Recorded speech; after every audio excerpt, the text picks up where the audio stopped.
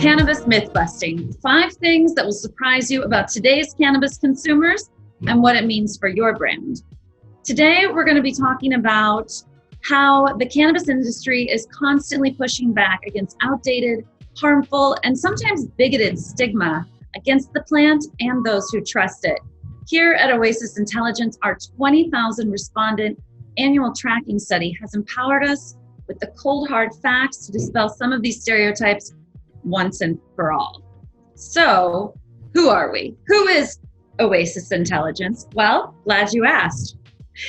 I'm Laura Albers, one of the co-founders here at Oasis Intelligence, a researcher, brand strategist, advocate, and educator.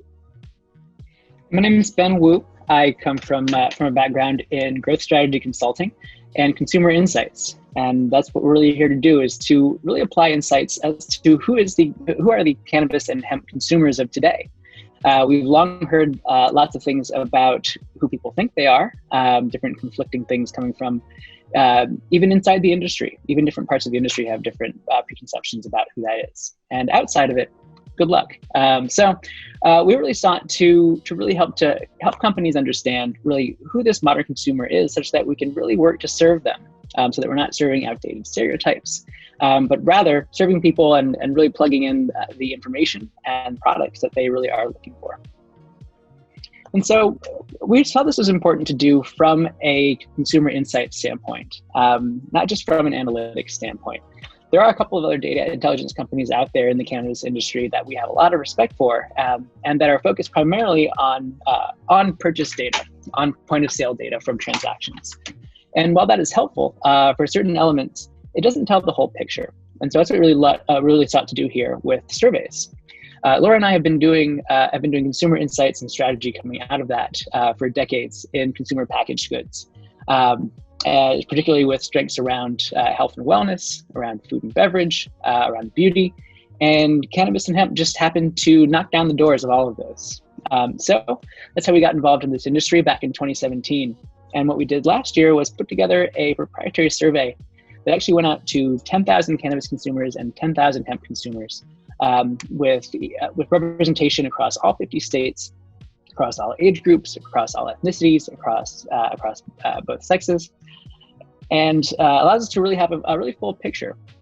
So wanted to talk to you today about some of the things that we saw that really were surprising, or maybe surprising for some of you. So fact or fiction?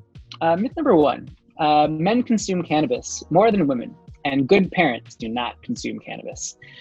This is a myth. So what we saw is that, especially now in the pandemic that we're currently experiencing, women are actually consuming cannabis more than men. And what may even be more surprising, outpacing even women in general, are moms. And we actually saw that men without children were using cannabis at the lowest rate of all groups we saw. Really only 7% of consumers that we saw in our 3 waves of surveying back in March and April of this year. We saw that a higher percentage of parents have consumed compared to those who don't have kids at home.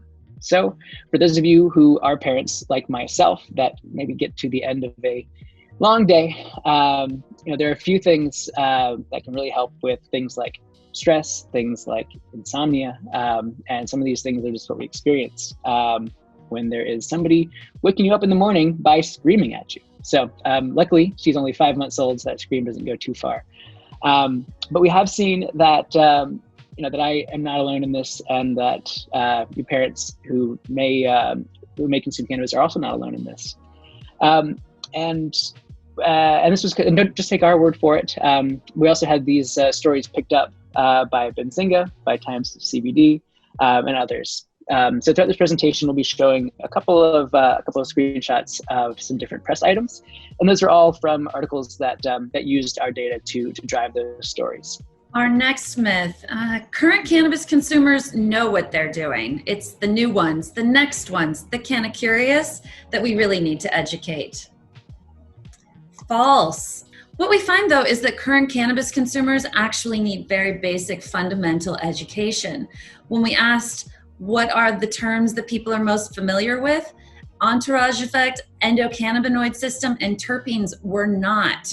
part of their vocabulary or basic understanding. In fact, 75% had never really even heard about it before. These are fundamental, important things, especially to those in the cannabis industry. And when we describe what it is that different strains can provide, different effects, but they don't really know what that means quite yet.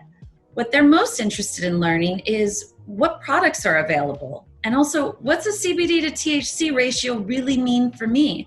These are things that they see when they are in a dispensary or online shopping, and these are terms that are really basic and fundamental that can help point people directly from the label to a better understanding of what the products can do for them. In general, when people have questions, they're turning to their friends as the number one source for information. So they're looking to their friend that has been, in the cannabis, been a fan of the plant, using cannabis for a longer amount of time for them, and be able to really get their understanding. So being able to educate those that are most familiar with cannabis will have a domino effect and help to then pass that information along in more relevant and resonant ways to their friends of the Canna Curious. Other ways that people are looking for information is really turning to online sources. So going to search, looking for online videos. Google is one of the top places that people are looking for key information. Your brand website also meets those top needs.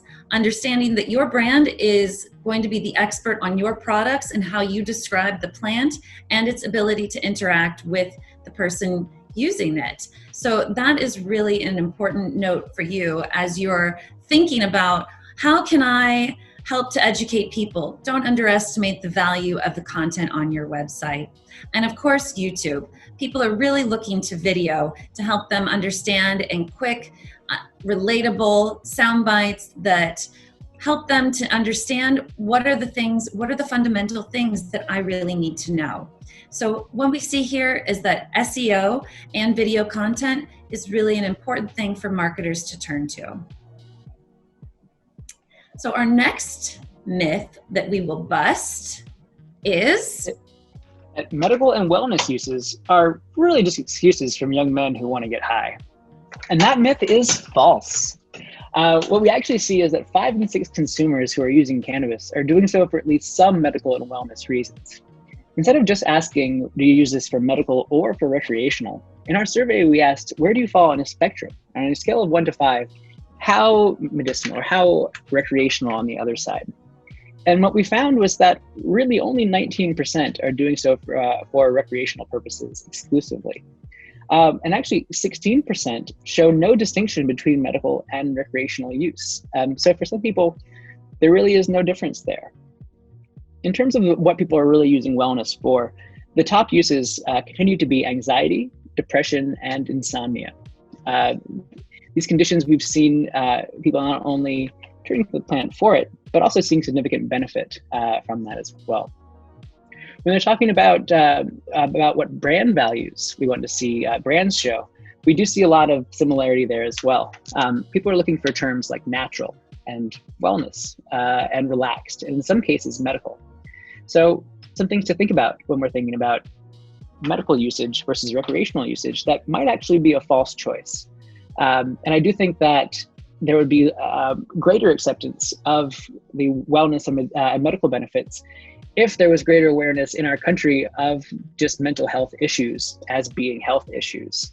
I think if we as a society took things like anxiety and depression more seriously, then it would be even more obvious that cannabis can benefit in medical ways by alleviating those symptoms that are shockingly common now in the United States. Yes, and maybe the declaration of cannabis as essential will help to really solidify that for future generations and for what's coming next. We don't necessarily know at this point. Definitely. Let's go on to our next myth. Yes. Prioritizing social justice is controversial in cannabis. False. false. In fact, what we've found is that cannabis consumers nationwide support criminal justice reform.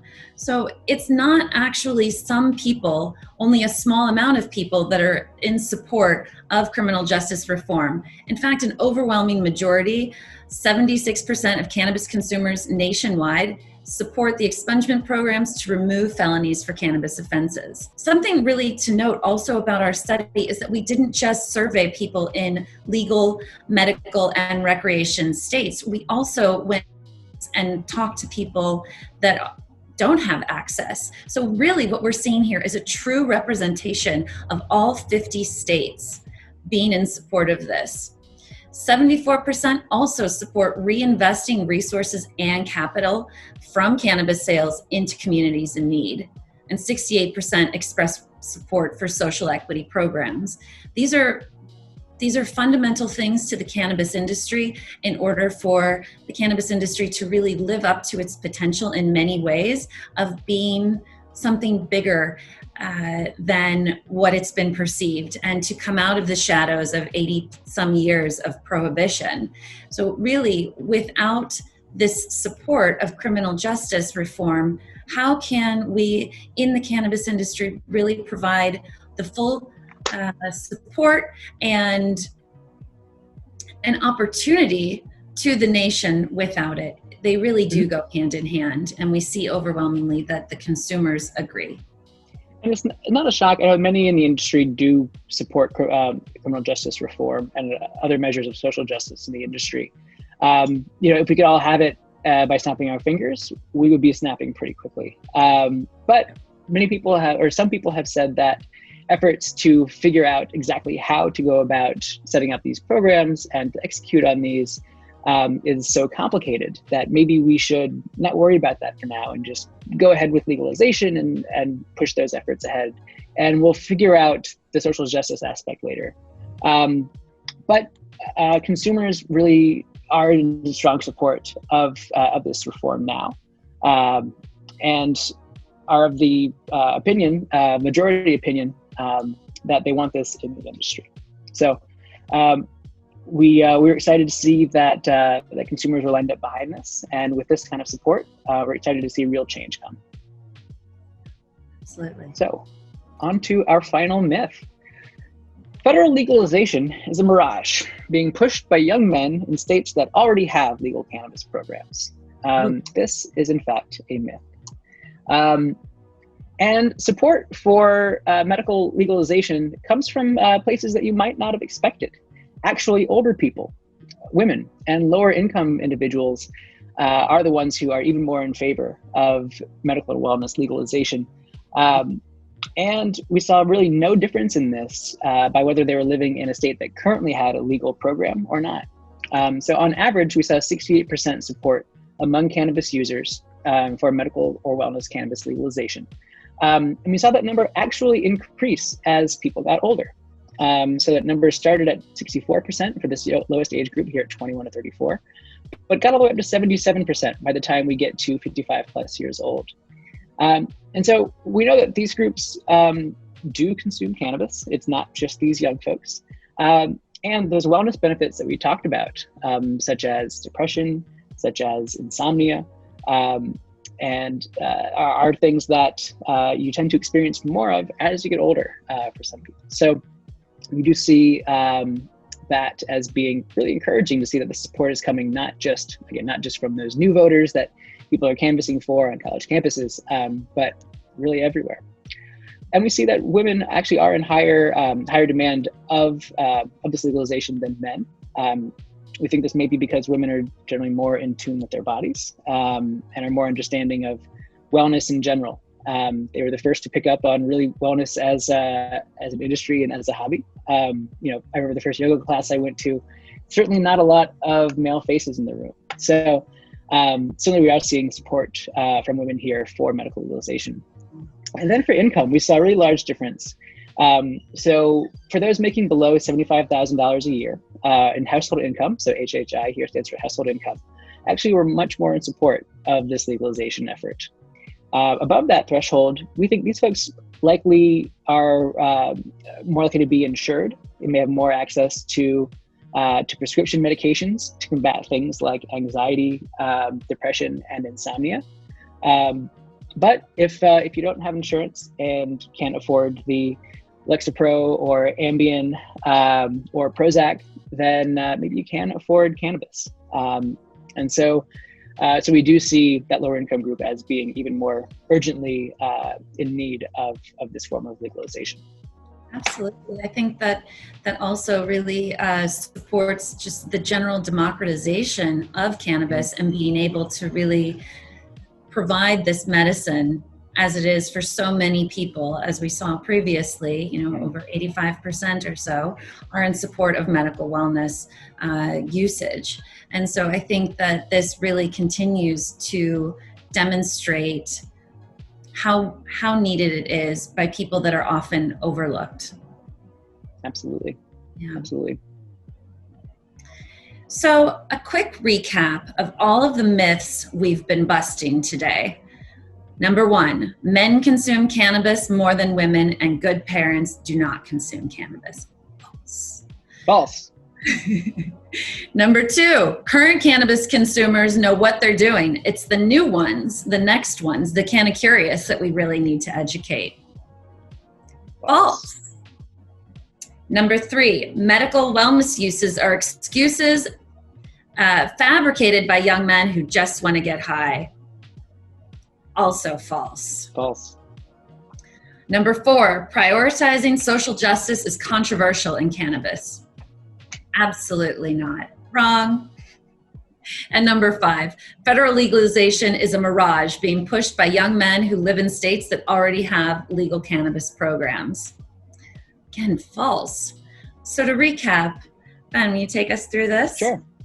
So to replace some of those myths with what we actually now know to be facts, moms are actually using cannabis more than anyone else to cope with stress and anxiety under COVID-19. And cannabis consumers still need basic 101 education about what the plant is and what it can do for you. And 85% of cannabis consumers are turning to the plant for medical and wellness reasons. Cannabis consumers nationwide support criminal justice reform, and older, female, and low-income consumers are most in favor of medical or wellness cannabis legalization nationwide, not just in the states that already have it. So hopefully this has helped to clear up some misunderstandings. If not misunderstandings for you, then maybe you can help pass some of this information on to the folks that do need that myth busted. Yes, and really what we want to help everyone to be able to understand is that in order to really elevate your brand, you need to get to know your consumers. And that's really what we here at Oasis Intelligence are about. We are dedicated to the consumer insights of the cannabis and hemp industry. So how can you get in touch? How could you find out more that can help your brand? Well, so glad you asked. You didn't, but I'm going to tell you anyway. So you can download for free our full report of the modern cannabis consumer profile. It was featured in Adweek not that long ago as a way to demonstrate how this study has really revealed a lot of new information and among them busting myths that people have held for a very long time.